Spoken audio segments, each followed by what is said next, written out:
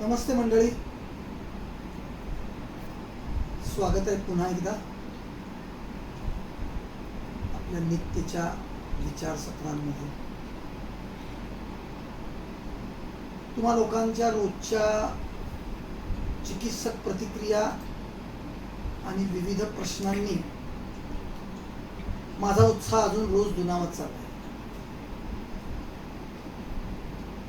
मी आज काही फोटो आजच्या व्याख्यानासाठी आपल्या ग्रुपवर पाठवले होते आणि सहजच काही लोकांनी त्याच्यावर प्रतिक्रिया दिली. तुम्हा लोकांची नजर हातावर हळूहळू स्थिरावते आहे. खूप महत्वाचा विषय आहे, नजर हातावर स्थिरावणे.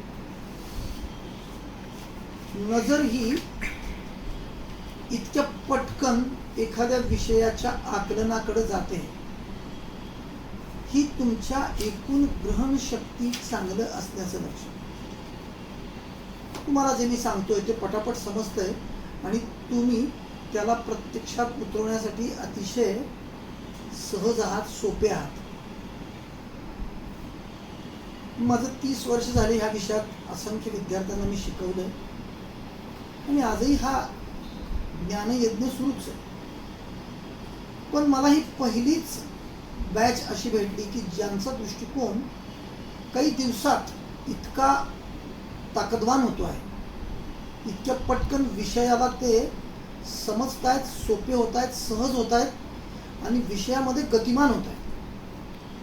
त्यामुळं सर्वात आधी तर मी तुम्हा लोकांच्या ह्या वेगवान निर्णय आणि ज्ञान ग्रहण करण्याच्या शक्तीला अभिनंदन करेन आणि असंच सक्रिय राहा, चर्चा करत राहा, बोलत राहा. वेगवेगळ्या विषयांवर तुमची जिज्ञासा, उत्सुकता सदैव अशीच सोपी आणि सहज राहू द्या. आणि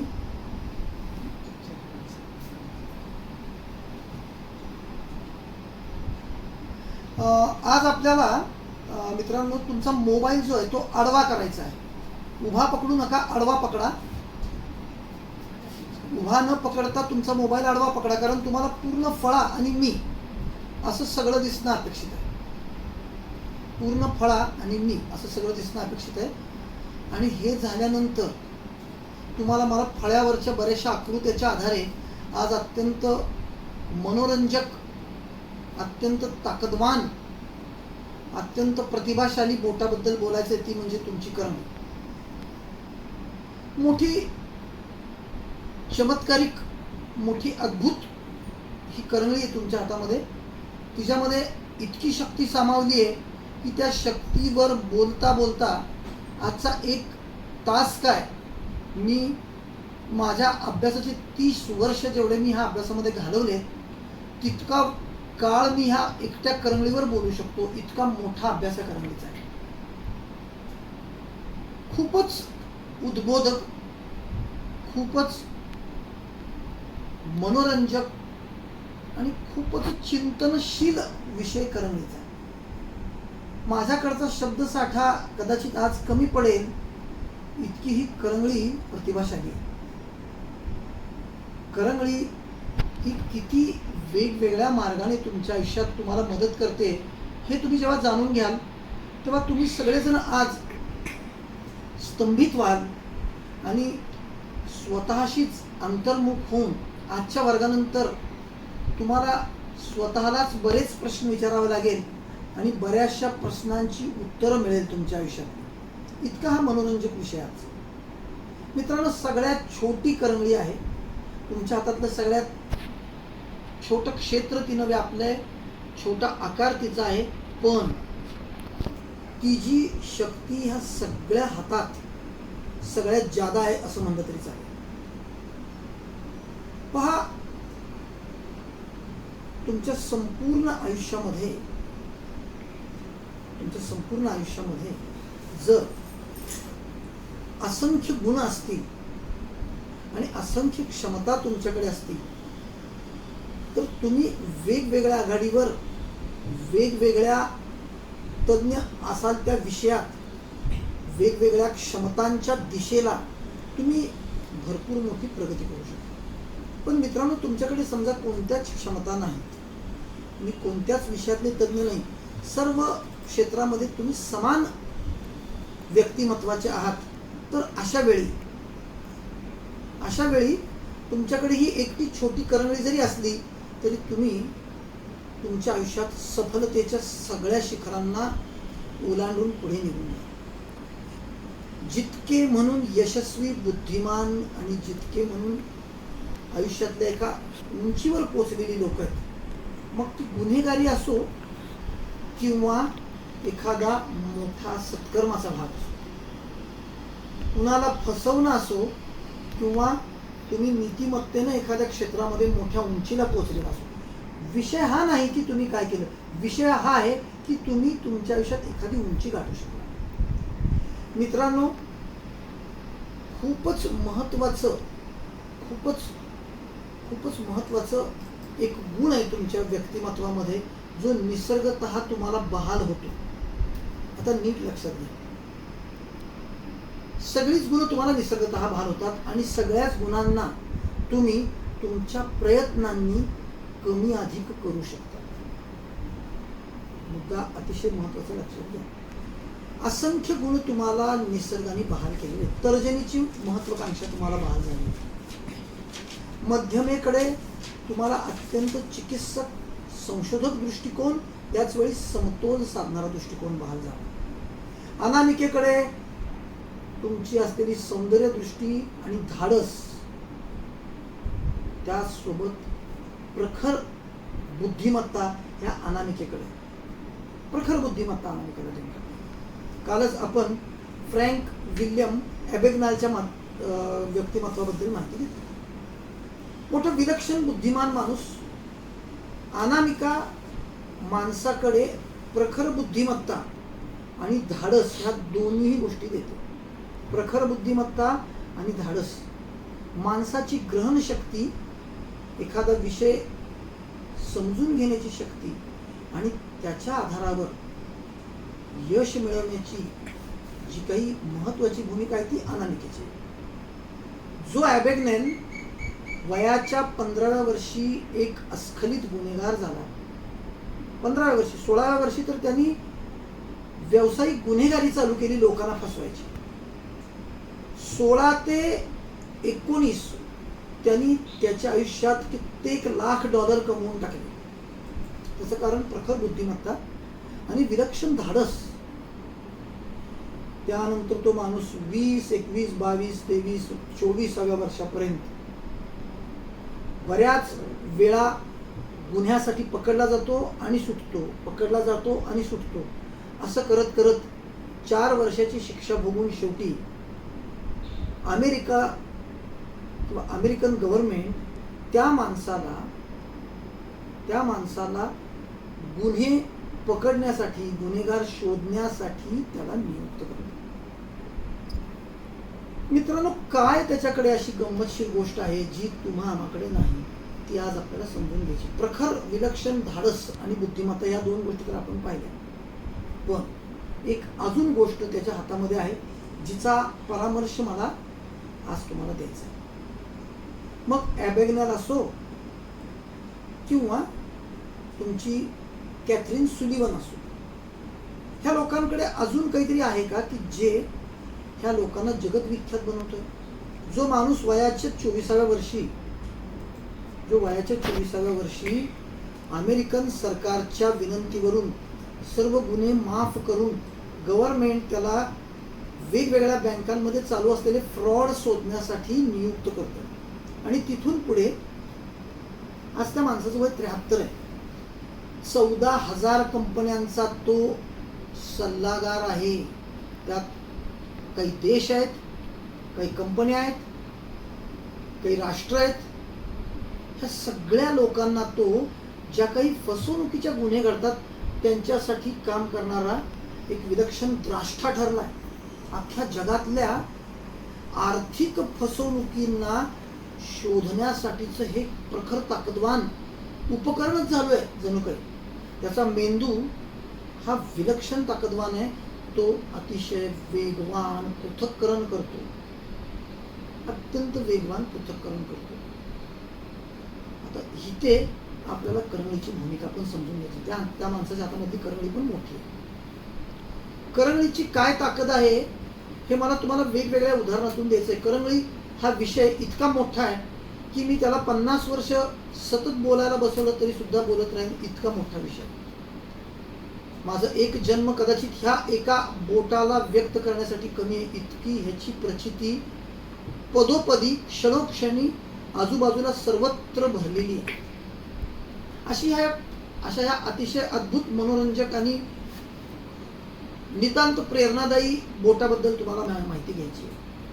मित्रांनो, तुम्ही वेगवेगळ्या क्षमता जन्मतः घेऊन येता, वेगवेगळ्या क्षमता जन्मतः घेऊन येता आणि त्या क्षमतांचा तुम्ही वापर करून त्यामध्ये विकास घडवता किंवा क्षमता न वापरता त्या क्षमता विसरूनही जाता.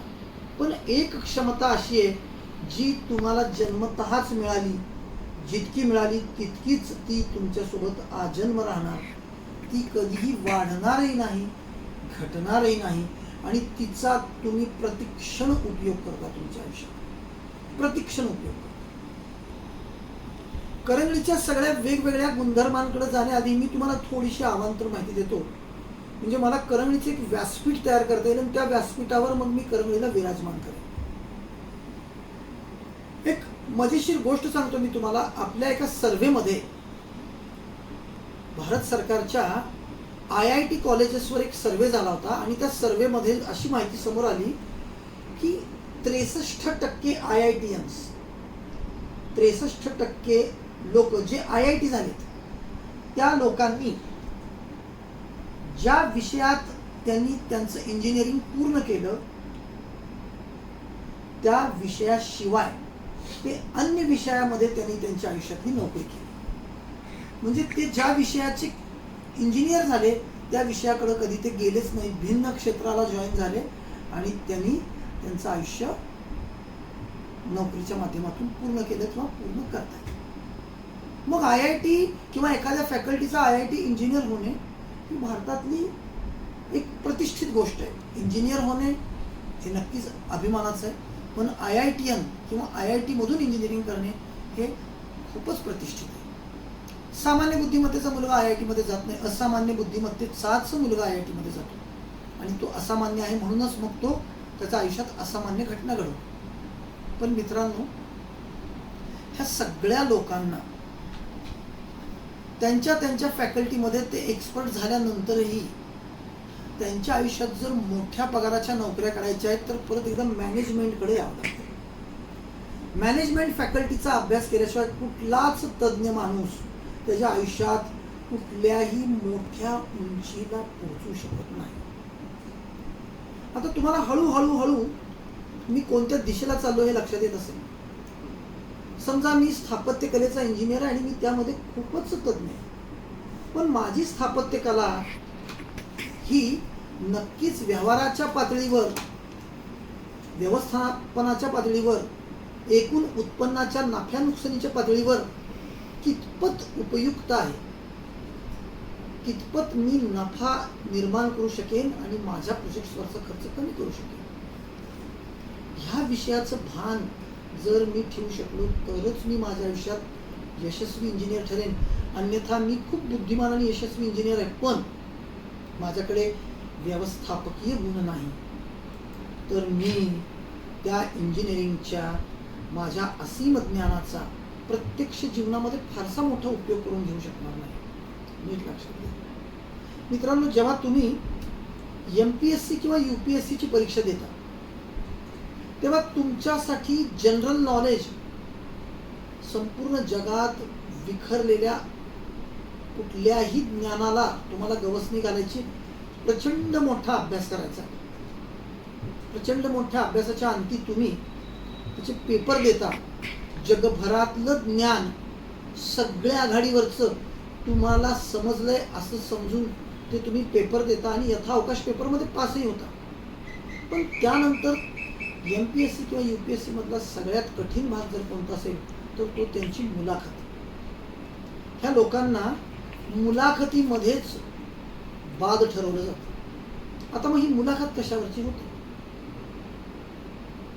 MPSC ची मुलाखत परत एकदा तुम्ही किती तज्ञ आहात ह्यापेक्षा तुम्ही तुमच्या बुद्धिमत्तेचा वापर तुमच्या आयुष्यात कसा करू शकाल ह्या दिशेला चर्चा करून तुमच्या क्षमतेचा अंदाज घेऊन तुम्हाला त्यामध्ये पास किंवा नापास करायचं.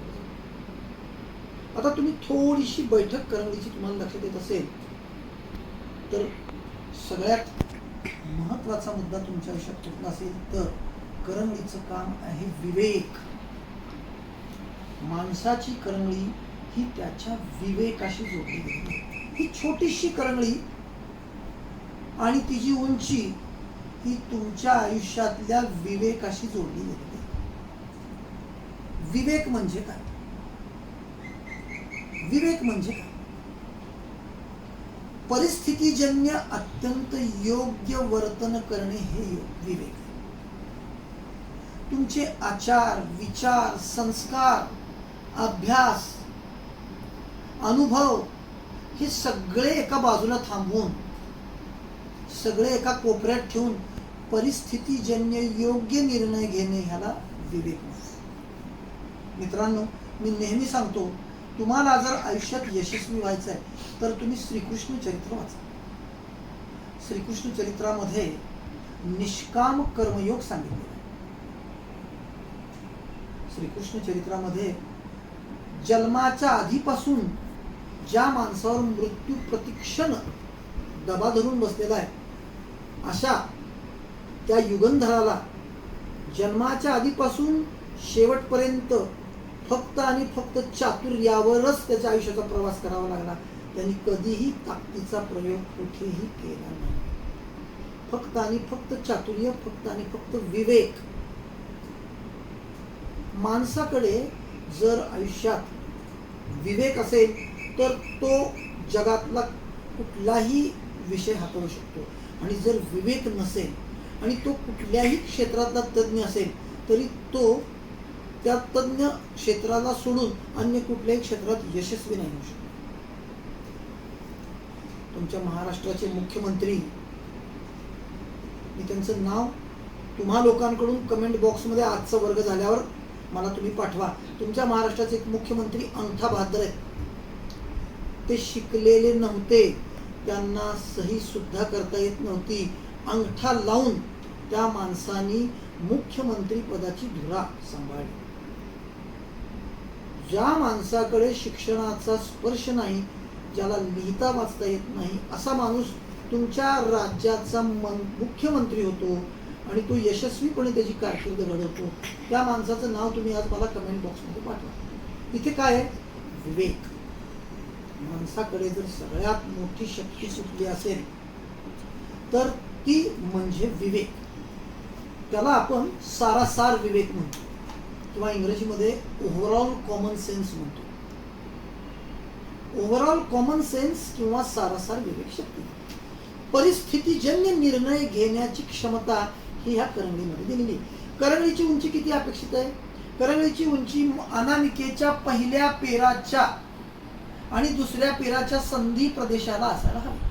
आता तुम्ही इकडे फळ्याकडे जर बघाल तर तुम्हाला दिसेल अनामिकेच्या पहिल्या आणि दुसऱ्या पेराच्या संधी प्रदेशाला करंगळीची उंची पोहोचवलेली आहे.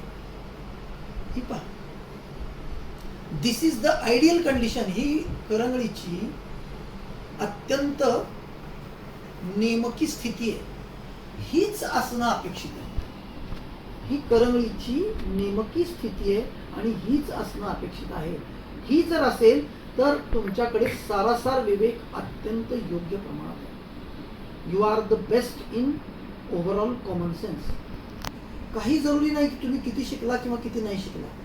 तुमची करंगळी योग्य आहे, तुम्ही तुमच्या आयुष्यात यशस्वी होणार. आणि यशस्वी होण्यासाठी बुद्धिमत्ता नाही तर विवेक लागतो, हे नेहमी लक्षात ठेवा. विवेक लागतो. ज्याच्याकडे विवेक आहे तो माणूस बुद्धिमान. ज्याच्याकडे आपलं ज्ञान वापरण्याची आणि कुठे कसं वापरण्याची क्षमता आहे तोच माणूस बुद्धिमान. मी एखाद्या क्षेत्रातला तज्ञ जरी असलो आणि मला जर माझा आवडीचा विषय किंवा माझ्या तज्ज्ञ असलेल्या विषयाच्या व्यतिरिक्त कुठे काही काम करायचं आहे, पण जर माझ्याकडे त्या कामाची सारासार विवेकाची जर बाजू कमजोर असेल तर माझी बुद्धिमत्ता कुचकामी ठरते. मित्रांनो, एक खूप छोटीशी प्रतिकात्मक गोष्ट सांगतो मी तुम्हाला, आणि ती जरूर ह्या करंगळीच्या निमित्ताने लक्षात ठेवा. मला आज बरीच उदाहरणं द्यायची आहेत तुम्हाला. एक मोठा विद्वान पंडित एका नदीतून पहिलं तीराकडे चाललेला असतो आणि त्यांनी त्याच्या होडीमध्ये, ज्या होडीतून तो चाललाय त्या होडीमध्ये सगळ्या मोठमोठ्या ग्रंथांची एक मोठी तो वाहतूक करून घेऊन चाललेला असतो. सगळे ग्रंथ त्याचे त्या होडीमध्ये असतात आणि तो पहिलं तीराला चाललेला असतो. बरोबर मध्यभागी आल्यानंतर तू सहज त्या नावाड्याला विचारतो, अरे तू काय शिकलायस? तो म्हणतो मी शिकलोच नाही काय. मग तो म्हणतो तू अमुक ग्रंथ वाचला का, तमुक ग्रंथ वाचला का, अशा सगळ्या ग्रंथांची नावं विचारतो. तो नावाडी म्हणतो साहेब मी काही शिकलेलो नाहीये महाराज, मला काहीच येत नाही. तर तो नावाडी त्याला, तो पंडित त्या नावाड्याला म्हणतो की मित्रा, तुझं आयुष्य फुकट गेलं, वाया गेलं. तू ह्या जगामध्ये असलेलं कुठलंच ज्ञान नाही घेऊ शकला, तर तुझं आयुष्य आता फुकट गेलं. तेवढ्यात नावाड्याला त्याच्या होडीला एक होल पडलाय आणि पाणी आत यायला लागले असं दिसतं. आणि तो पटकन त्या पंडिताला विचारतो, महाराज तुम्हाला पोहता येतं का? तो म्हणतो नाही. मग तो म्हणतो आता तुमचं आयुष्य पूर्ण बर्बाद झालं, वाया गेलं. थोड्याच वेळात त्या होडीमध्ये पाणी भरतं. नावाडी पोहून पहिलं तीराला लागतो आणि तो पंडित, इतका प्रखर बुद्धिमान पंडित, त्या नदीमध्ये जलसमाधी घेतो.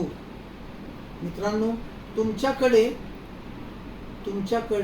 जर करंगळी योग्य आहे तर तुम्ही ह्या भवसागराच्या पहिलं तिरी सहजासहजी लागणार. ह्या जीवनरूपी भवसागराच्या पहिलं तिरी तुम्ही सहजासहजी लागाल. आणि जर तुमच्याकडे करंगळी लहान आहे किंवा मोठी आहे तर बऱ्याच गमती जमती होणार आणि आपण सतत त्या गमती जमती पाहतोय. आता करंगळी ही माणसाच्या सारासार विवेकाशी निगडीत आहे. ती माणसाला प्रसंग अवधान देते, परिस्थितीजन्य निर्णय प्रक्रिया देते, माणसाला अतिशय योग्य पुढच्या माणसाला समजावून सांगण्याची क्षमता देते. हे मुद्दे खूप महत्त्वाचे आहेत, तुम्हाला PDF मधून मिळतीलच, पण एक एक मुद्दा तुमच्या अंतःकरणावर कोरून ठेवा. दुसऱ्याला समजावून सांगण्याची कला करंगळीच्या नेमक्या उंचीत आहे. दुसऱ्याला समजावून सांगण्याची कला करंगळीच्या नेमक्या उंचीत आहे. परिस्थितीजन्य निर्णय घेण्याची क्षमता करंगळीच्या नेमक्या उंचीत आहे. सारासार विवेक करंगळीच्या नेमक्या उंचीत आहे. अत्यंत वर्तन विशेष, परिस्थितीजन्य वर्तन विशेष प्रक्रिया करंगळीच्या एकूण नेमकेपणात आहे. तुम्ही कुठे आहात आणि कसं वर्तन करायचंय, त्या वर्तन प्रक्रियेची जी काही एक मूलभूत अंगीकृत क्षमता तुमची आहे ती ह्या करंगळीमध्ये. करंगळी ही तुमच्या आयुष्यातल्या प्रत्येक क्षणाला व्यापणारी आहे. प्रत्येक क्षणाला. महत्वाकांक्षा तुम्हाला जेवत असताना जरुरी नाही आहे. संशोधन तुम्हाला घरामध्ये तुमच्या कुटुंबासोबत तुम्ही वेळ घालवताय तर जरुरी नाही आहे. अनामिकेचं धाडस आणि सौंदर्यदृष्टी, प्रचंड ग्रहण क्षमता ही तुम्ही तुमच्या दैनंदिन छोट्या मोठ्या घरामध्ये जी काही कामं करताय, मित्रांसोबत असतात, तर तिथं प्रत्येक वेळी याची गरज नाही आहे. पण तुमची करंगळी ही सकाळी उठल्यापासून रात्री झोपेपर्यंत आणि त्यानंतर झोपेतून परत उठूपर्यंत, नीट लक्षात घ्या, उठल्यापासून झोपेपर्यंत आणि झोपल्यानंतर झोपेतून परत उठूपर्यंत प्रतिक्षण काम करणारी जर कुठली संस्था असेल तुमच्या हातामध्ये तर ही तुमची करंगळी. ओव्हरऑल कॉमन सेन्स, परिस्थितीजन्य निर्णय क्षमता, अत्यंत नेमका दृष्टिकोन आयुष्यासाठीचा. मित्रांनो, ह्या करंगळीनं इतकी धमाल करून टाकली. संपूर्ण जग हे दोन टोकामध्ये तिनं विभागून टाकले. एक अत्यंत थोडी लोक आणि प्रचंड यशस्वी लोक, आणि दुसरा टोक म्हणजे प्रचंड मोठी लोक आणि अजिबात यशस्वी नसलेली लोक. दरवर्षी स्वित्झर्लंडमध्ये 20 जानेवारी ते 25 जानेवारी या दरम्यान दाओस स्वित्झर्लंडमध्ये दरवर्षी एक इंटरनॅशनल सभा असते, समिट असतो, आणि एकूण अर्थस्थितीवर चिंतन करणे. काय की बाबा ही विषमता काय आहे, काही लोक श्रीमंत होत आहेत, काही लोक गरीब होत आहेत. मग ह्या सगळ्यांवरची चिंतन प्रक्रिया तुमच्या स्वित्झर्लंडच्या दाओसमध्ये दरवर्षी 20 जानेवारी ते 25 जानेवारी दरम्यान आहे. दरवर्षी दाओसला ही तज्ज्ञ मंडळी येऊन काय करतात हे त्यांनाच माहिती आहे. आर्थिक विषमता दूर करण्यासाठी वेगवेगळ्या चर्चा होतात. मित्रांनो, जवळपास 800 कोटी लोकसंख्या झाली आहे जगाची, आणि ह्या जगाच्या एकूण लोकसंख्येकडे जेवढी संपत्ती आहे त्याची निम्मी संपत्ती म्हणजे 800 कोटी लोकांची सगळ्यांची मिळून जर एकूण संपत्ती मोजली तर त्याची निम्मी संपत्ती 57 घरांकडे आहे. 57 घरं आहेत जगामध्ये जी जगातली निम्मी संपत्ती घेऊन बसले, आणि उरलेली निम्मी संपत्ती 800 कोटी लोकांकडे. केवढी मोठी विषमता आहे आणि का असं. अजून एक तुम्हाला गंमतशीर उदाहरण देतो. तुमच्या देशाची लोकसंख्या आहे जवळपास 140 कोटी. असं म्हणतात की 2026 पर्यंत आपल्या देशाची लोकसंख्या 146 कोटी होईल. तुमच्या देशाची लोकसंख्या मोजण्यासाठी तुम्ही आधार, गव्हर्नमेंट ऑफ इंडियाचं आधार इश्यू करणारं एक वेबसाईट आहे, जिथं आधार किती आतापर्यंत दिले गेलेत आणि किती राहिले ह्याची एक तुम्हाला माहिती मिळते. तिथे जाऊन तुम्ही करेक्ट आकडा मिळवू शकता.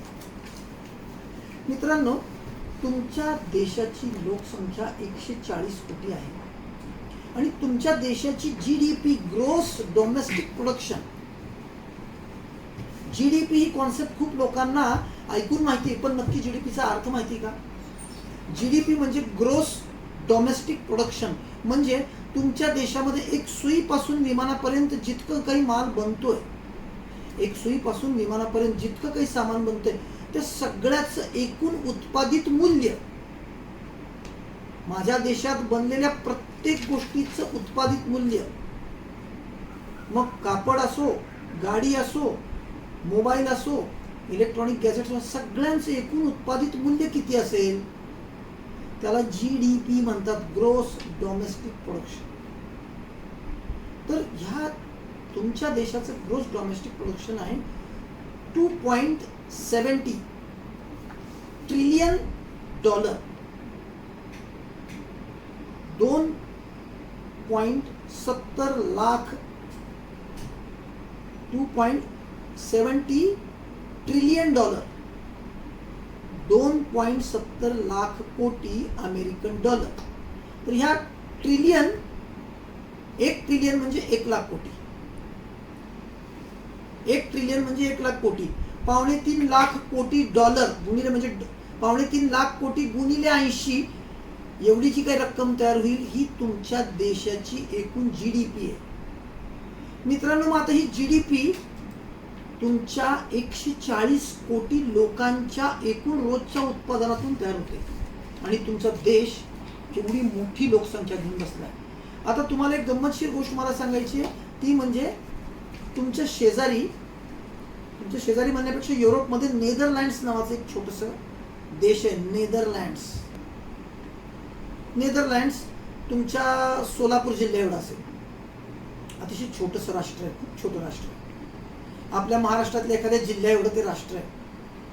त्या नेदरलँडची लोकसंख्या आहे फक्त 1.70 करोड, 2.25 करोड लोकसंख्या, 2 करोड सुद्धा नाही. तुमच्या महाराष्ट्राची लोकसंख्या 13 करोड आहे. नेदरलँडची लोकसंख्या मुंबईच्या लोकसंख्येपेक्षा कमी आहे. मुंबईची लोकसंख्या 2 कोटीपेक्षा जास्त आहे.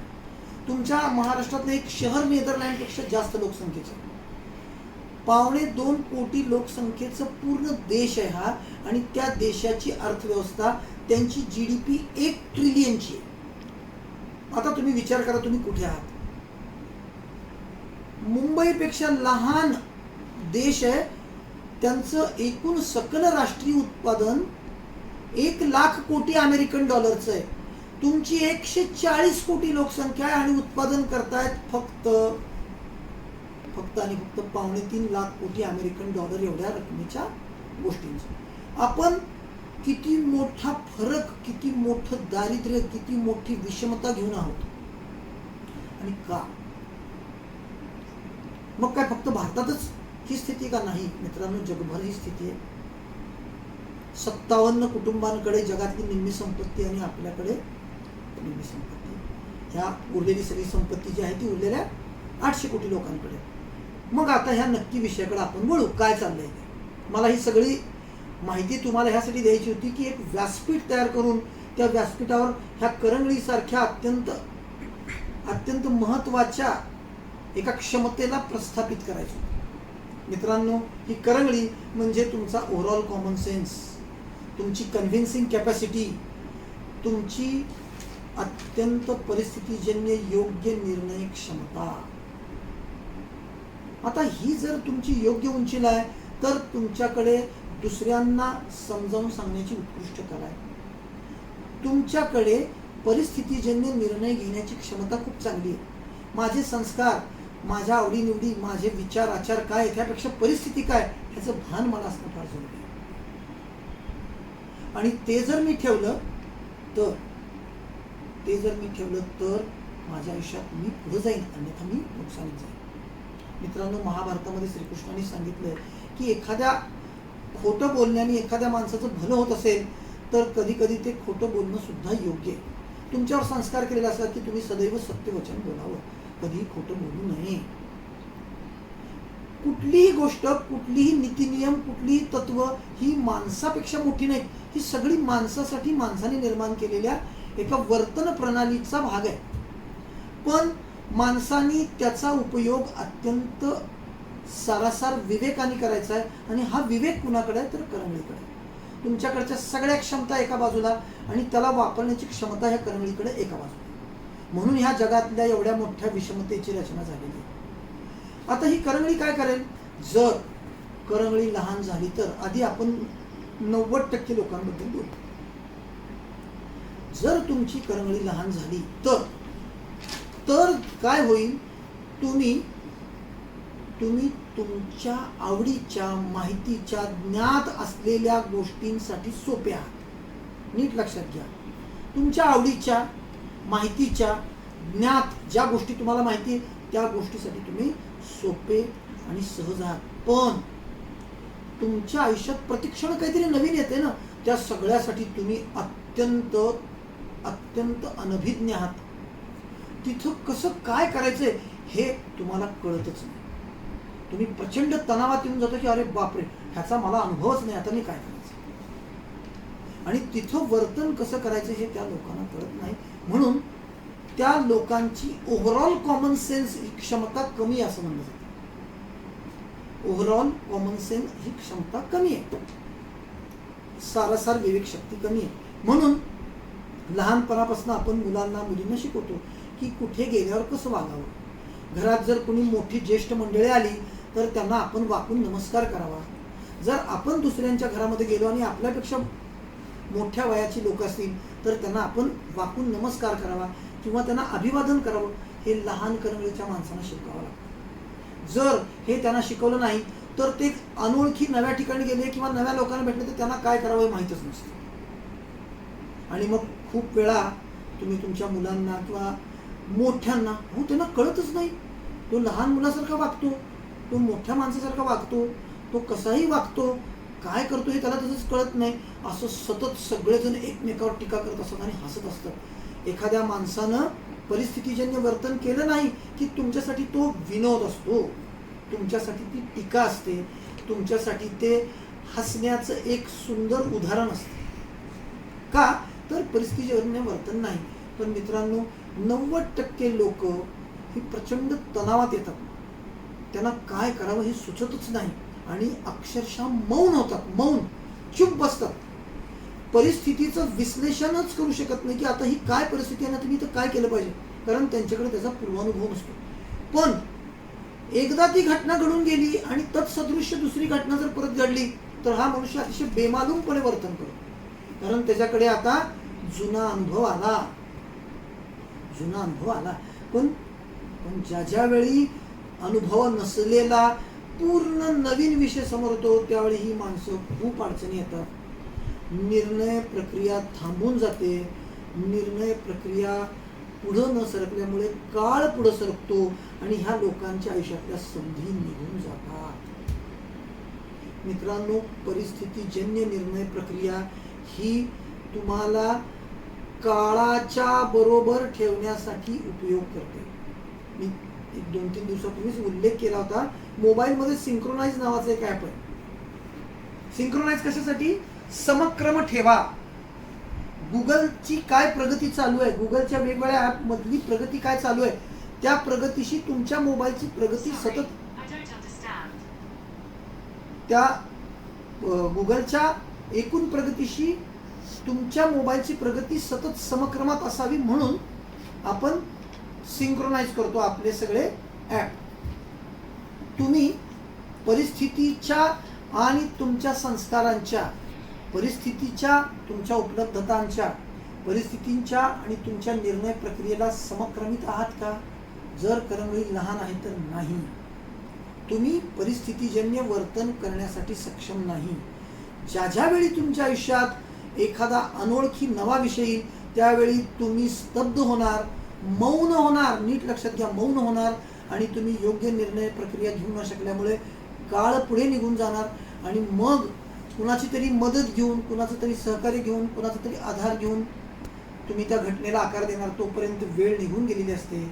मित्रांनो, योग्य वेळी जर एखाद्या चेंडूवर योग्य वेळी बॅट फिरली तर 6 जाऊ शकतो आणि थोडासा विलंब त्या 6चा झेल तयार होतो, कुठेतरी तुम्ही बाद होऊ शकता.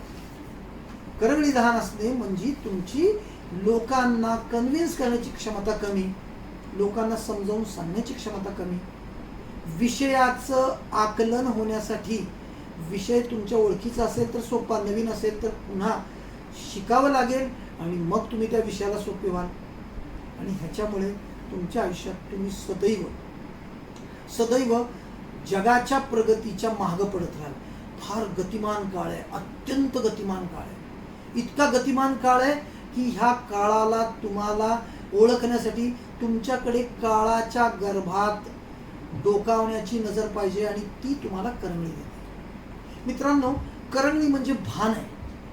करंगळी म्हणजे आजूबाजूला चालू असलेल्या प्रत्येक गोष्टीचं भान आहे आणि ते भान म्हणजे आपण त्याला सोप्या भाषेमध्ये अष्टावधान म्हणतो. शिवाजी महाराज अष्टावधानी होते. त्यांना कुठं काय चालू आहे हे एकाच वेळी सगळं समजायचं आणि म्हणून त्यांना दैवत्व प्राप्त झालं त्यांच्या हयातीमध्ये. मित्रांनो, एक छोटीशी सोपी अजून उदाहरणात्मक गोष्ट तुम्ही तुम्हाला, एक मुंगी, एक मांजर, एक सिंह आणि एक माणूस, ह्यांच्यामध्ये भान कुणाला जास्त असेल? तुम्ही सगळेजण म्हणाल की नक्कीच माणसाला भान जास्त असेल. मुंगीच्या शेजारून एखादा ट्रक जोरात गेला तर मुंगीला त्याचा काहीच अंदाज येणार नाही, पण तेच जर तिथं मांजर असेल तर तो ट्रक जवळ आला समजलं की ते मांजर पळून जाईल. तिथे जर सिंह असेल आणि तो ट्रक जर जवळ आलाय तर ते लांबूनच तो सिंह त्या ट्रक तिथे येण्याआधी तिथून निघून जाईल, म्हणजे त्याला त्याचा खूप लवकर अंदाज येईल. आणि माणूस जर असेल तर तो बघेल लांबून एखादा ट्रक येतो तो तिथं जाणारच नाही. म्हणजे तुमचा भान, परिस्थितीची विश्लेषण करण्याची क्षमता, एखादा विषय तुम्हाला वेळेच्याच गतीत समजण्याची क्षमता तुमच्या करंगळीमध्ये लपलेली आहे. आणि जर करंगळी लहान आहे तर तुमची ही क्षमता कमी आहे. सतत प्रश्न पडतील, सतत अडचणी येतील, सतत साशंक व्हाल, सतत जाणवेल की यार आपण कुठेतरी कमी आहोत, आपल्याला लवकर लक्षात येत नाही, संधी आली आणि निघून गेली, अरे यार माझ्या हातून ती संधी सुटली, मला ती संधी आली होती पण मी त्याला ओळखू शकलो नाही, अरे यार मी थोडं धाडस केलं असतं तर, अरे यार मी थोडं त्याचा अन्वयार्थ लावू शकलो असतो तर, अशा सतत चुटपुट तुमच्या मनाला लागत राहतात. आता हीच जर करंगळी मोठी झाली तर काय होईल? अत्यंत गतिमान क्षमता, वेळेच्या आधीच तुम्ही सक्रिय होऊन जाता. तुमचं भान इतकं वाढतं की तुम्हाला एखादी घटना घडायच्या आधीच ती घटना घडणार आहे ह्याचा अंदाज येतो.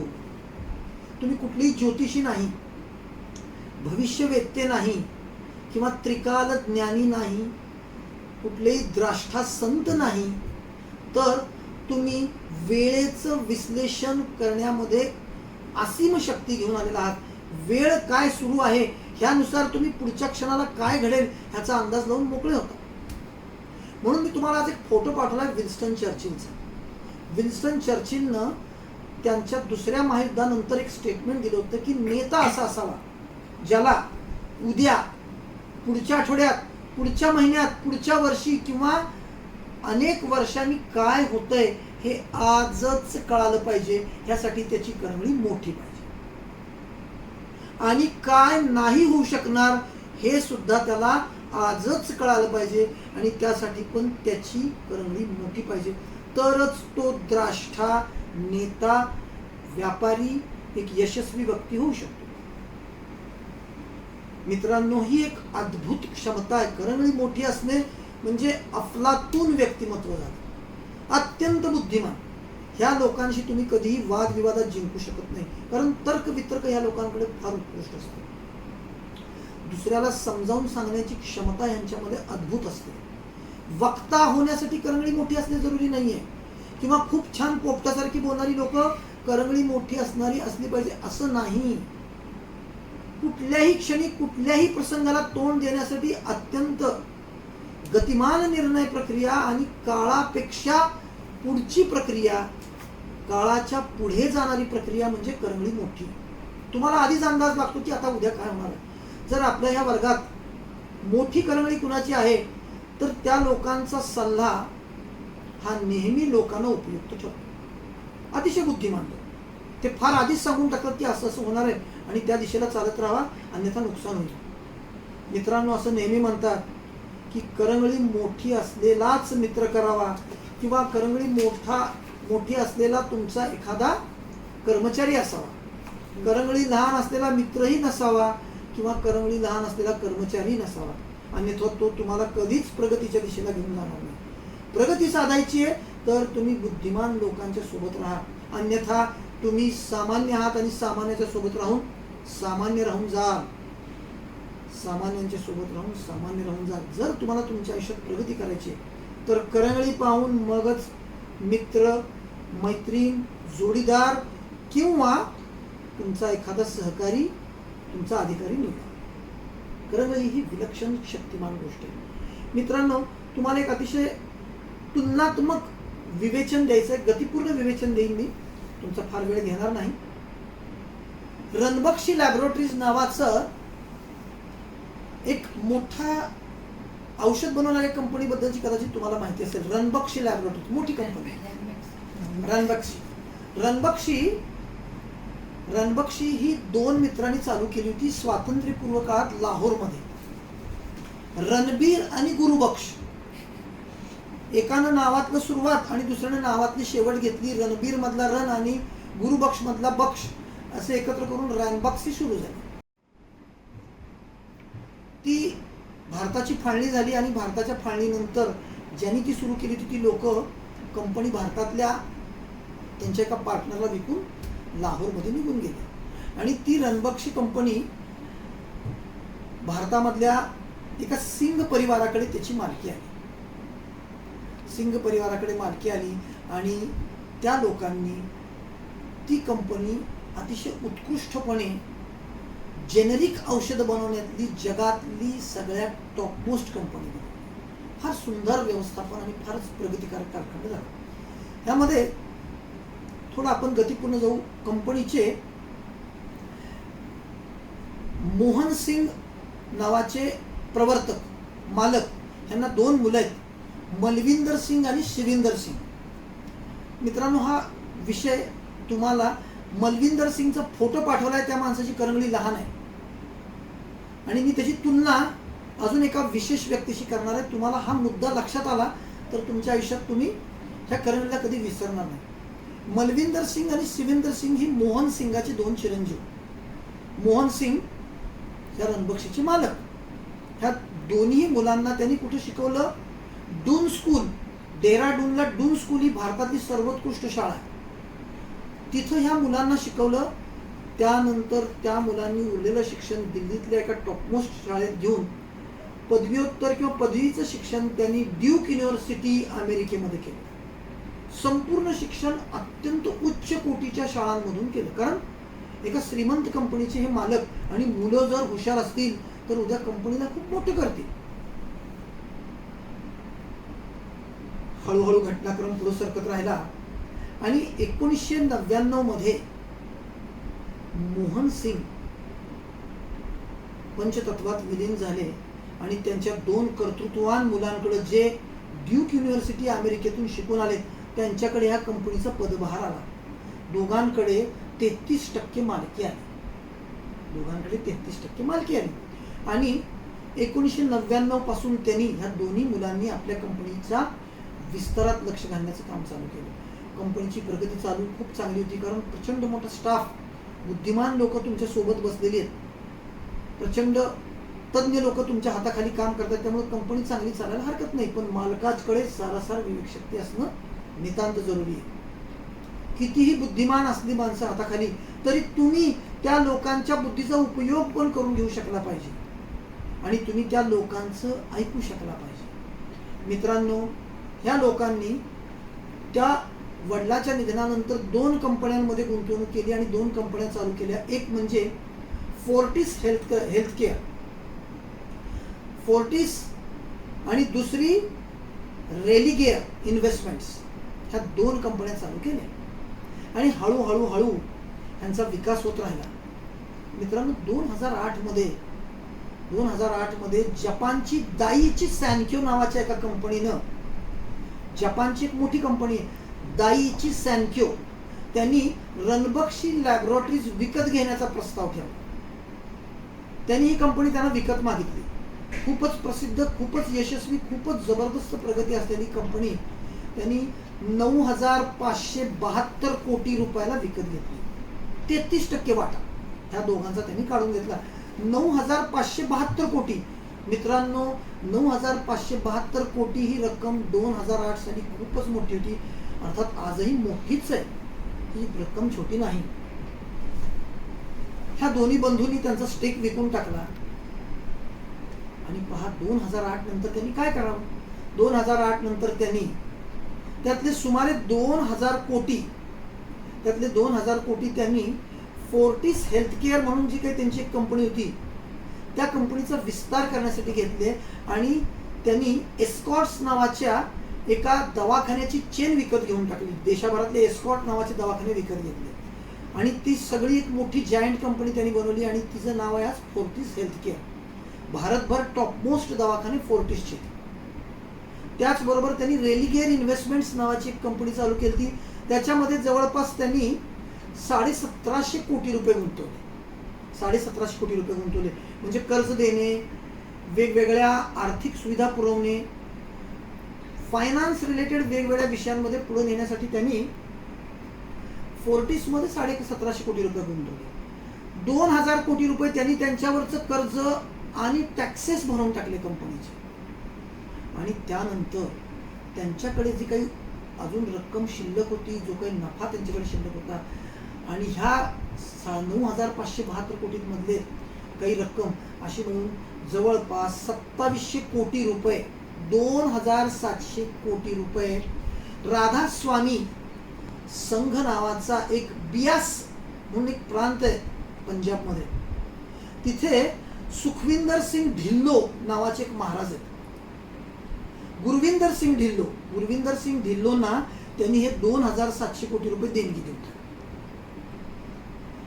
का देणगी दिली ह्याचं कारण त्यांनाच माहिती. जर तुम्ही त्यांची करंगळी पाहाल तर अगदी छोटी करंगळी आहे. त्या मलविंदर सिंगची अतिशय छोटीशी करंगळी आहे आणि मी आवर्जून तिथं खाली लिहिलंय मलविंदर सिंग यांची करंगळी पहा. 2,700 कोटी रुपये गुरविंदर सिंग ढिल्लोला एका बाबाला त्यांनी भेट देऊन टाकली. मित्रांनो, त्यानंतर 2008ला त्यांना ही रक्कम आली. सगळी रक्कम त्यांनी 2011 पर्यंत वेगवेगळ्या मार्गाने संपवून टाकली. 2011ला अंधाधुंद खर्च आणि प्रचंड कर्ज घेऊन त्यांच्या फोर्टिस हेल्थकेअर नावाच्या कंपनीवर 7,000 कोटी रुपयाचं कर्ज झालं. ज्या माणसाकडे 9,500 कोटी रुपये आलते ते सगळे संपून 7,000 कोटी रुपयाचं कर्ज झालं. 2018 मध्ये फोर्टिस आणि रेलिगेअर ह्या कंपन्यांवरची कर्ज एवढी वाढली की त्याची रक्कम झाली 22,000 कोटी. मित्रांनो, बँकांनी दोघांच्या कंपन्या काढून घेतल्या. 2018 मध्ये पोलीस स्टेशनमध्ये ह्या दोन्ही भावांनी एकमेकाशी भरपूर मारामारी केली, कपडे फाडले. जी लोक दिल्लीतली अत्यंत प्रतिष्ठित, सभ्य आणि अत्यंत विद्वान लोकांमधली गणली जात होती, ज्यांना फोर्ब्सनी 2016ला भारतातले 92वे श्रीमंत लोक म्हणून डिक्लेअर केलं, ते 2018ला 2 वर्षानंतर दिल्लीतल्या पोलीस स्टेशनमध्ये त्यांना अटक होते. रक्कम 0 आहे खात्यावर, संपूर्ण भिकेला लागले, बर्बाद झाले, कपडे फाडून जो काही नाव होतं तेही घालवून टाकलं. आणि आज 2019 पासून भारत सरकारच्या तुरुंगामध्ये बंद आहे. मित्रांनो, आता इथेच 9,000 कोटीचं असंच एक गंमत करणाऱ्या माणसाची ओळख करून द्यायची आहे आणि त्याचं नाव आहे विजय मल्ल्या. तुम्हाला सगळ्यांना माहिती की 9,000 कोटी रुपयाचं कर्ज बुडवून हा मनुष्य पळून गेला. आपला क्लासचा कालावधी संपलाय, पण तरी मी तुमच्याशी एक 5 मिनिटं बोलायची माझी इच्छा, आजचा विषय पूर्ण करतो. 1930ला विठ्ठल मल्ल्या, विजय मल्ल्याचे वडील, युनायटेड ब्रेवरीज नावाच्या एका कंपनीमध्ये नोकर म्हणून कामाला लागले. स्वातंत्र्याच्या आधी भारतामध्ये मद्य उत्पादन करणारी एक मोठी कंपनी आणि तिथे ते कामाला लागले आणि हळूहळू ते मोठ्या मोठ्या पदावर जात 1948 साली त्यांनी ही कंपनी विकत घेऊन टाकली. विठ्ठल मल्ल्या अत्यंत बुद्धिमान, हुशार आणि तज्ञ माणूस. त्या माणसाला 1948 मध्ये विकत घेतलेली कंपनी, तो 1983 मध्ये निधन पावला विठ्ठल मल्ल्या. त्यावेळी त्याची संपत्ती होती 350 कोटी आणि त्यांनी त्यांच्या एका विद्वान अत्यंत धाडसी मुलाकडे ही सगळी संपत्ती ताब्यात दिली आणि ते तुमचे आमचे लाडके विजय मल्ल्या. मित्रांनो, विजय मल्ल्याची तुमच्यासमोर जी आज छबी आहे ती अत्यंत नोटोरियस, नकारात्मक. पण विजय मल्ल्या नक्की इतका वाईट आहे का? विजय मल्ल्या युनायटेड ब्रेवरीजचा मालक झाला आणि त्यानंतर त्यांनी 1983 ते 2005 युनायटेड ब्रेवरीजची अनेक वेगवेगळ्या विषयांमध्ये इन्व्हेस्टमेंट होती. अनेक वेगवेगळ्या कंपन्या होत्या. पॉलिमर आहे, गॅस आहे, तेल आहे, असंख्य वेगवेगळ्या गोष्टी. ह्या सगळ्यांमध्ये त्याला लक्षात आलं की दारू उत्पादन हा खूप मोठा नफ्याचा भाग आहे. तेव्हा आपण सगळे व्यवसाय बंद करून फक्त दारूवर लक्ष देऊ. त्यांनी सगळे व्यवसाय बंद केले आणि पूर्ण वेळ दारूवर लक्ष दिलं. मित्रांनो, हा माणूस मार्केटिंगमध्ये विलक्षण बुद्धिमान. त्या माणसाची करंगळी पाहाल तर खूप मोठी आहे. व्हेरी व्हेरी इंटेलिजंट, अत्यंत बुद्धिमान. व्यवस्थापन, त्याला नेहमी काळाची पावलं कळत होती. बलविंदर सिंगला आपण समजतोय खूप बुद्धिमान आहे, खूप मोठ्या शाळांमध्ये शिकले, अमेरिकेला शिकले, अमुक झालं, त्यांना काळाची पावलं कळाली नाही. एक दिवशी कपडे फाडून तुरुंगात जाऊन बसले. विजय मल्ल्याला काळाची पावलं कळत होती. त्यांनी सगळे बिझनेस बंद केले, फक्त दारूचा व्यवसाय ठेवला आणि त्या दारूच्या व्यवसायामध्ये प्रचंड नफा मिळवायला लागला. मित्रांनो, हळूहळू 2005 मध्ये ज्या माणसानं युनायटेड ब्रेवरी उत्कृष्टपणे चालवायला घेतली, ती 2005 मध्ये जगातली 2ऱ्या क्रमांकाची मोठी आणि नफ्यातली कंपनी झाली दारू बनवणारी. नफ्यातली आणि जगातली 2ऱ्या क्रमांकाची कंपनी झाली. पहा, 2008 मध्ये मलविंदर आणि शिविंदरला 9,572 कोटी कंपनी विकून मिळाली आणि 2008 संपता 9 मध्ये तुमच्या मल्ल्या साहेबांनी किंगफिशर एअरलाइन्स चालू केली आणि त्याचं इतकं सुंदर व्यवस्थापन केलं. एअरलाइन्स किती दर्जेदार असू शकतात आणि किती चांगल्या प्रकारच्या लोकांना सुविधा पुरवता येऊ शकतात आणि ते पण अत्यंत स्पर्धात्मक दरात. ह्याच्यासाठी बेधुंद खर्च केला आणि ग्राहकांना आकर्षित करण्यासाठी खूप व्यवस्थित मॅनेजमेंट करून आपली कंपनी अल्पावधीत भारतातली टॉपमोस्ट एअरलाईन करून टाकली. आणि इतके जबरदस्त यशस्वी झाले की पाहता पाहता 1-1.5 वर्षात त्यांची एअरलाईन भारतातल्या एकूण एअरलाईनचा 25% वाटा घेऊन गेली. 25% एकूण एअरलाईन मधला वाटा पहिल्याच वर्षी या माणसाला मिळाला. मित्रांनो, त्याच्या ह्या बुद्धिमत्तेसाठी अमेरिकेच्या सदर्न कॅलिफोर्नियाच्या युनिव्हर्सिटीला त्यांना डॉक्टरेट दिली. विचार करा, जो मल्ल्या तुम्हाला माहिती आहे अतिशय फ्रॉड आहे, त्या माणसाला मॅनेजमेंट, बिझनेस मॅनेजमेंटची पदवी, मानद पदवी सदर्न कॅलिफोर्नियाच्या युनिव्हर्सिटीने दिली. फ्रान्स गव्हर्नमेंटनं त्यांचा सर्वोच्च नागरी पुरस्कार देऊन त्यांचा सन्मान केला. पण क्रूड ऑइल प्रचंड वाढलं अचानक. तुम्हाला आठवत असेल तर 2010-11 या दरम्यान क्रूड ऑइल $140 प्रति बॅरल असं गेलं होतं आणि रुपया आपला गटांगळी खात खात $52 पर्यंत खाली गेला होता. मित्रांनो, एअरलाइन्स अतिशय थिन प्रॉफिटवर चालणारी गोष्ट आहे. ह्या प्रचंड व्यवस्थापकीय खर्चाचा आणि उत्पन्नाचं गणित बिघडलं. त्यात ह्या माणसानं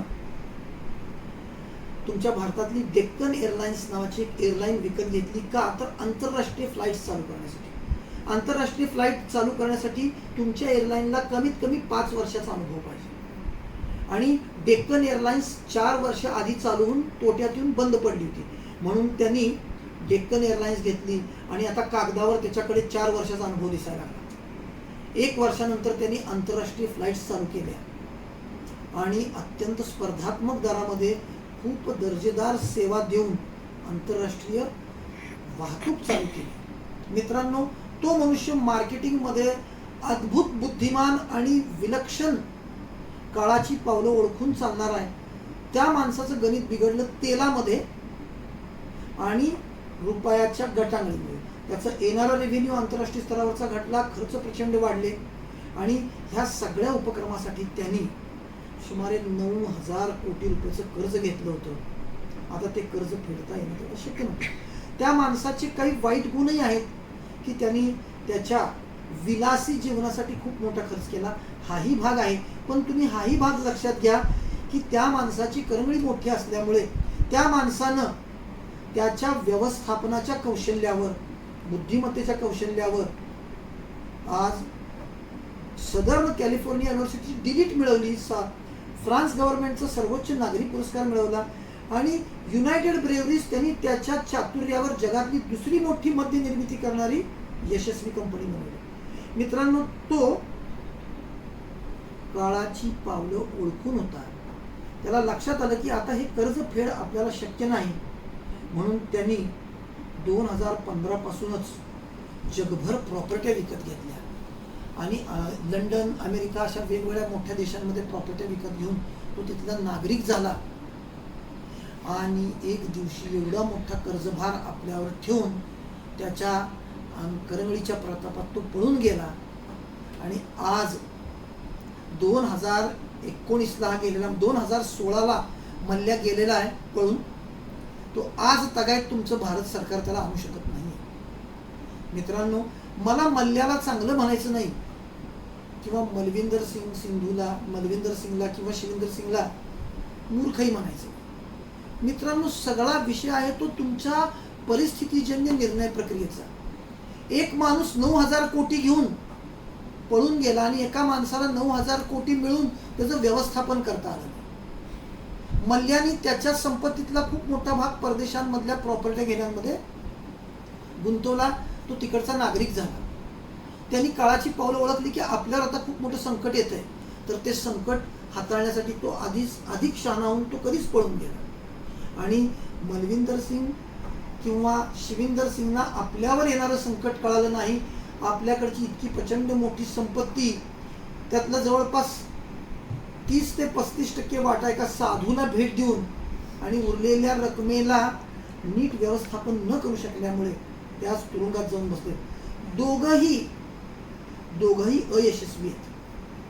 पण तुमच्या अयशस्वीतेचं सगळ्यात मोठं महत्वाचं कारण म्हणजे करंगळी लहान असल्यामुळे सिंग बंधू आयुष्यात काळाची पावलं ओढू शकले नाही, परिस्थितीजन्य योग्य निर्णय घेऊ शकले आणि नुकसानीत गेले.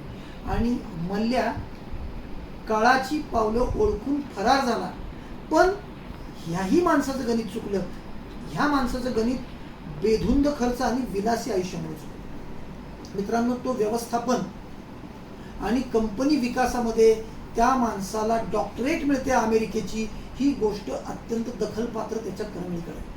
अत्यंत विलासी, खर्चिक आणि अत्यंत बेधुंद वर्तनामुळे हा मनुष्य नुकसानीमध्ये गेला. आपल्याला त्या माणसाच्या व्यवस्थापन कौशल्याकडे पाहायचंय. करंगळीच्या माध्यमातून तुम्ही त्या माणसाच्या अद्भुत अशा व्यवस्थापन कौशल्याकडे आणि मार्केटिंग, विक्री कौशल्याकडे पहा. हा माणूस विक्री कौशल्यामध्ये इतका उच्च अवस्थेला गेला की त्या माणसाला जगभरातल्या टॉपमोस्ट युनिव्हर्सिटी किंवा देश त्याला डॉक्टरेट देऊ करतायत, त्याचा सन्मान करतायत. म्हणजे हा मनुष्य कोणी साधा नाही. तुमच्या कालच्या उदाहरणामध्ये फ्रँक ॲबेग्नाल असाच एक बुद्धिमान आणि मोठी करंगळी असलेला माणूस आहे. त्याची अनामिका मोठी आहे, त्याची तर्जनी पण मोठी आहे. त्याच्या या अद्भुत बुद्धीचा उपयोग अमेरिकन गव्हर्नमेंटनं देशातले आणि जगभरातले फ्रॉड पकडण्यासाठी केला.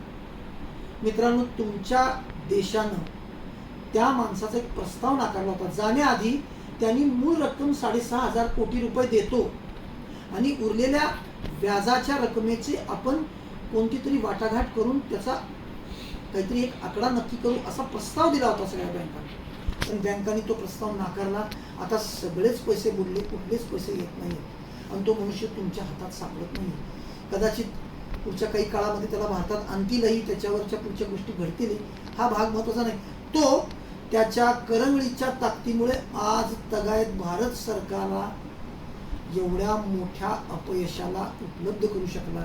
तुमची कुठलीच कायद्याची बाजू त्याला आजही पकडून आणू शकत नाहीये आणि तो सतत कायद्याला हुलकावणी देतोय आणि त्याच्या बुद्धीचा काळाच्या गर्भात डोकावून बघण्याचा तुम्हाला अनुभव देतोय. मलविंदर शिविंदर सिंग काळाच्या गर्भात बघू शकले नाही आणि हा खूप आधी सावधून पळून गेला. मित्रांनो, करंगळीवर असंख्य मुद्दे, बोलू तेवढे कमी आहेत. आजन्म बोलत राहिलो तरी करंगळी हा मुद्दा संपणार नाही. तुम्हाला अजून बऱ्याच गमती जमती मला करंगळीच्या पुढच्या बऱ्याच वर्गांमध्ये सांगता येईल. आजसाठी येथेच थांबू. फक्त एक महत्त्वाची सूचना आहे. विषयाचा आवाका मोठा आहे आणि तुम्हाला समजावून सांगण्यासाठी माझ्याकडे कालावधी थोडा कमी पडतोय. कारण मी पहिला वर्ग 28 दिवसात घेईन म्हणतोय, पण मला असं वाटतं की तो कदाचित विस्तारात थोडा जाऊ शकतो. तर विस्तार भयामुळे माझी विनंती आहे की ज्यांना शंका समाधान हवेत, ज्यांना आपापल्या वेगवेगळ्या शंका आहेत, त्यांच्यासाठीचाच फक्त उद्या वर्ग घेऊ. 4 लोकांच्या शंका असेल तर 4च लोकांसाठी वर्ग घेऊन हा वर्ग मी शंका समाधानाचा उद्या संपवेन. सोमवारपासून परत आपला पुढचा वर्ग चालू होईल. ज्या लोकांना शंका आहे, ज्यांचे अडचणी आहेत, त्यांनी प्रश्न पाठवावे आणि उद्या त्या लोकांनी त्यांच्या शंकांची उत्तरं घेण्यासाठी वर्गात यावं. बाकी लोकांनी चिंतन प्रक्रियेसाठी वेळ द्यावा आणि उद्याच्या सुट्टीचा आनंद घ्यावा.